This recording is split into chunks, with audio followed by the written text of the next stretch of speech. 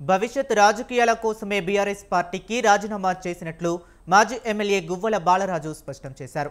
వీళ్ళు అరెస్టు అవుతారు, వాళ్ళు అరెస్టు అవుతారు అంటూ కన్ఫ్యూజన్ నెలకొందని అన్నారు. ఉమ్మడి మహబూబ్ నగర్ జిల్లాలో ఉద్యమ కాలం నుండి తాను పార్టీలో ఉన్నానని అన్నారు. ఎమ్మెల్యేల కేసులో కేసీఆర్ పంపితేనే తాను అక్కడికి వెళ్లానని గువ్వల బాలరాజు తెలిపారు. అచ్చంపేట నియోజకవర్గ కార్యకర్తలతో చర్చించి ఏ పార్టీలోకి వెళ్లాలో నిర్ణయం తీసుకుంటానని అంటున్న మాజీ ఎమ్మెల్యేతో మా ప్రతినిధి సవీన్ ఫేస్ టు ఫేస్ వారితో మాట్లాడి మరిన్ని విషయాలు తెలుసుకుందాం. చెప్పండి బాలరాజు గారు, మీరు బీఆర్ఎస్ కి జిల్లా అధ్యక్ష పదవికి రాజీనామా చేశారు. ప్రధాన కారణం ఏంటి? ప్రధానమైనటువంటి కారణం 2 దశాబ్దాల పాటు కేసీఆర్ గారి నాయకత్వంలో టీఆర్ఎస్ పార్టీ బీఆర్ఎస్ పార్టీలో పనిచేయడం జరిగింది. ఈ పార్టీ తన శక్తి మేరకు తెలంగాణ రాష్ట్ర సాధన కోసం ఏర్పడ్డది. తెలంగాణ రాష్ట్ర సాధన తర్వాత తమ వంతు ఏదైతే చేయడం జరిగిందో నేను తప్పకుండా దాని విషయంలో సంతోషంగానే ఉన్నా. కానీ ఇంకా చేయాల్సింది చాలా ఉంది. కానీ ప్రస్తుతం నెలకొని ఉన్నటువంటి పరిస్థితుల కారణరీత్యా ఆ పార్టీ ఇంకా ఫోకస్డ్గా ముందుకు పోయేటువంటి పరిస్థితులు కనిపిస్తలేవు. కాబట్టి ఎవరైతే ఫోకస్డ్గా కేవలం ప్రజాకోణంలో దేశము, రాష్ట్రము, ఈ ధర్మాల విషయంలో కులాలు మతాలు లేనటువంటి సమాజాన్ని నిర్మించడం కోసం ఎవరైతే ప్రయత్నం చేస్తారో వాళ్ళ వైపు ప్రయాణం చేస్తే ఎంతో కొంత అదనంగా నేను సేవలు అందించొచ్చనే ఆలోచనతోనే తప్ప ఇక్కడ నాకు సేఫ్ లేదు, ఇక్కడ నాకు అవకాశాలు లేవు, నాకు నా అంధాకారం అవుతుంది నా రాజకీయ జీవితం అనే భయాందోళనతో నా రాజీనామా చేసింది కాదు. ప్రస్తుతం నెలకొని ఉన్నటువంటి పరిస్థితుల దృష్ట్యా ఈ నిర్ణయాన్ని తీసుకోవడం జరిగింది. అంటే అధిష్టానంతో ఏమన్నా గ్యాప్ వచ్చిందా, లేకపోతే మీ జిల్లాలో ఉన్నటువంటి సీనియర్ నాయకులు లేదా మాజీ మంత్రులు కావచ్చు, కొత్తగా వచ్చిన నాయకులతో ఏమన్నా గ్యాప్ ఉండి రాజీనామా చేశారా, లేకపోతే వేరే విధంగా అంటే దేశ రాజకీయాల్లోకి వెళ్లాలనే ఉద్దేశంతో ఏమైనా రాజీనామా చేశారా? నాకంటే పెద్ద సీనియర్ నాయకులు ఏం లేరు మహబూబ్ నగర్ జిల్లాలో. నేను 2007లో రాజకీయాల్లోకి వస్తే వాళ్ళు నాకంటే 10 సంవత్సరాల ముందు రాజకీయాల్లోకి రావచ్చు, 15 సంవత్సరాల ముందు రావచ్చు.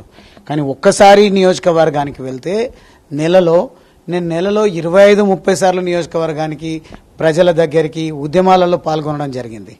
ఎక్కడికక్కడ డెడికేటెడ్గా అంకిత భావంతో అనునిత్యం ప్రజల్లో ఉన్నా కాబట్టి నా సిన్సియారిటీతో పాటు నా సీనియారిటీని కలిపితే వాళ్ళకంటే సీనియర్ నాయకుని నేను. వాళ్ళు ఏదో సీనియర్లు కొంతకాలంగా నాకంటే ఎక్కువ పనిచేసినప్పటికీ నా అంత అంకిత భావంతో నియోజకవర్గంలో ప్రజల మధ్యలో జిల్లా శ్రేయస్సు కోసం పనిచేసిండ్రని మాత్రం నేను అనుకోను. కాబట్టి నేను కూడా సీనియర్ నాయకునే. నాకు ఏ సీనియర్ నాయకుడితోనో ఏ థ్రెట్ లేదు. ఎవరు నన్ను శాసించేటువంటి సత్తా ఉన్నోళ్ళు లేరు. అందరూ కూడా సమానంగానే ఉన్నాం. వాళ్ళు కూడా సమానమైనటువంటి గౌరవం ఇచ్చారు. అంటే మీరు బీఆర్ఎస్ పార్టీలో ఎంపీగా పోటీ చేసి ఓడిపోయారు, 2 సార్లు ఎమ్మెల్యేగా ఉన్నారు, ప్రభుత్వ విప్గా పనిచేశారు, జిల్లా అధ్యక్షుడిగా ఉన్నారు. మీ రాజీనామా తర్వాత అధిష్టానం కావచ్చు, బీఆర్ఎస్ పార్టీ నాయకులు మీతో మాట్లాడే ప్రయత్నం చేశారా? 100% చేసిండ్రు, మాట్లాడినరు, నన్ను గైడ్ చేసిండ్రు, నన్ను రిక్వెస్ట్ చేసిండ్రు. నాకు ఇంకేమన్నా అష్యూరెన్స్ కావాలంటే చెప్పండి, మేము ఉన్నామని నేను గతంలో పనిచేసిన పార్టీ పెద్దలే నాకు చెప్పడం జరిగింది. దాంట్లో ఎటువంటి అనుమానం లేదు. నన్నేం గాలి కొదలలేరు వెళ్ళిపోతున్నానగానే.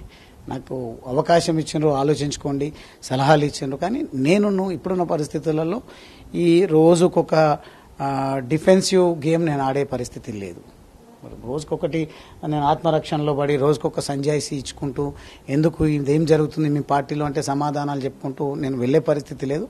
నాకంటూ ఒక సొంత ఆలోచనలు ఉన్నాయి, నాకంటూ ఒక లక్ష్యం ఉంది, నాకంటూ ఒక అవగాహన ఉంది. కాబట్టి నా అవగాహన మేరకు ఈ ప్రయాణాన్ని సెకండ్ ఇన్నింగ్స్ మొదలు పెట్టాలనే ఆలోచనతో మాత్రమే వెళ్తా ఉన్నా. అంటే జిల్లాకు సంబంధించిన 2 మాజీ మంత్రులు కావచ్చు, కొత్తగా పార్టీలోకి వచ్చిన ఆర్ఎస్ ప్రవీణ్ కుమార్ తో మీకు ఏమన్నా గ్యాప్ ఉందా? ఏమన్నా ఇబ్బందులు ఏమన్నా ఉన్నాయా, మనస్పర్ధలు? నాకు ఎవరితోనే ఇబ్బంది లేదు. కావాలంటే ఇప్పుడు మీరు లైవ్ లో ఆర్ఎస్ ప్రవీణ్ కుమార్ గారితో మాట్లాడితే వారు కూడా చెప్తారు. వారు ఎంపీగా పోటీ చేసినటువంటి సందర్భంలో నేను టికెట్ ఆశించినప్పటికీ అధిష్టానం ఎందుకు ఇవ్వలేదు అనేది పక్కన పెడితే వారి గెలుపు కోసము నా ఆత్మసాక్షిగా అద్భుతమైనటువంటి పోరాటాన్ని నేను గెలిపించడం కోసం ప్రయత్నం చేసిన.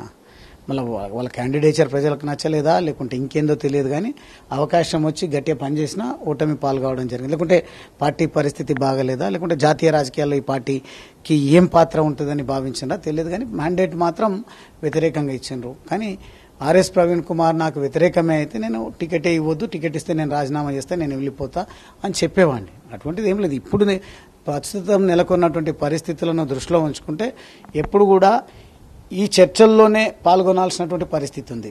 ఇది జరిగిందంట, ఈ అక్రమం జరిగిందంట, వీరు అరెస్ట్ అవుతుండంట, వాళ్ళు అరెస్ట్ అవుతుండంట, అనే చర్చలు వచ్చినప్పుడు దానికి మీ అటువంటి వాళ్లకు సమాధానం చెప్పడంలోనే పుణ్యకాలం గడిచిపోయే పరిస్థితి ఉంది. కాబట్టి ఆ సమాధానాల కంటే ఒక స్పష్టమైన లైన్ తీసుకొని వెళ్తే బాగుంటుందని మాత్రమే రాజీనామా చేయడం. ఏ పార్టీలో చేరాలి, ఏ నిర్ణయం తీసుకోవాలన్నా డిసైడ్ అయ్యారా? అది నేను అచ్చంపేట ప్రజలు రేపు వారితో సమావేశమైన తర్వాత నా పూర్తి స్థాయిలో నా అమ్మా నాన్న ఎంతైతే గొప్పనో నాకు జన్మనిచ్చిండ్రో రాజకీయంగా జన్మనిచ్చింది మాత్రం అచ్చంపేట ప్రజలు, అచ్చంపేట గడ్డ. కాబట్టి అదే గడ్డ పైన నేను నిర్ణయాన్ని నా ఆలోచనలను వారి ముందు ఉంచుతా. వాళ్ళ ఆలోచనలను అన్నింటినీ క్రోడీకరించి ఒక మంచి ప్రజా ఉపయోగము, అన్ని వర్గాలకు ఉపయోగకరంగా రాష్ట్రం కోసం, దేశం కోసం, దేశ రక్షణ కోసం, దేశ ఎకానమీని, ఆర్థిక వ్యవస్థను పటిష్టపరచడం కోసం ఎవరు ఆలోచిస్తున్నారు, ఎవరికి ఆ కెపాసిటీ ఉంది, ఎవరు ఆ కేంద్రం నుంచి నిధులు రాష్ట్రానికి తీసుకురాగలుగుతారు, ఎవరైతే బాగుంటుంది, ఎవరు వెంట నడిస్తే మనం రాష్ట్రంలో ఒకవేళ రాజకీయం చేసినా